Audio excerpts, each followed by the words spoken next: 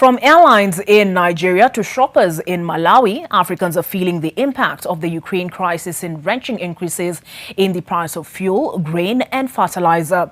The impact of the war and sanctions from the West against the Kremlin are already starting to translate into higher prices of farm inputs and imported grain. Both Ukraine and Russia are major suppliers of wheat and other cereals to Africa, while Russia is a key producer of fertilizer. Here is more. Africans are feeling the impact of the Ukraine conflict in wrenching fuel and food price increases. Global oil prices have reached a decade high since Russia invaded Ukraine on February 24th. In Africa, they have doubled.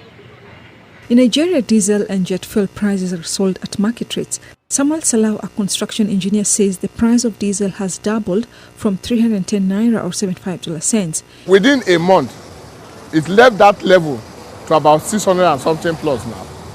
And so many industry is on diesel. Trucks that bring in food stuff from the north to the south are running on diesel. Even train runs on diesel. In Malawi, bread is much more expensive at the supermarket in the capital, Lilongwe. It is more difficult to buy bread because the price has gone up exponentially compared to before. The amount we paid for 2 loaves of bread is now enough only for 1. We are spending more. Cost of production, it has increased immensely.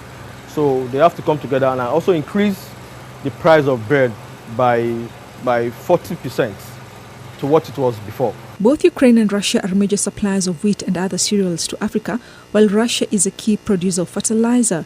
The war and international sanctions against Moscow have disrupted supply chains up to places like Bukavu in Eastern Democratic Republic of the Congo.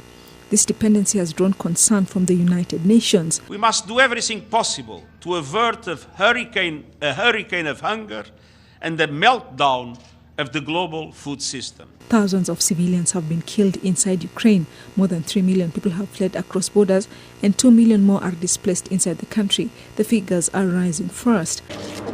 As the conflict continues, so will its impact further abroad in Africa.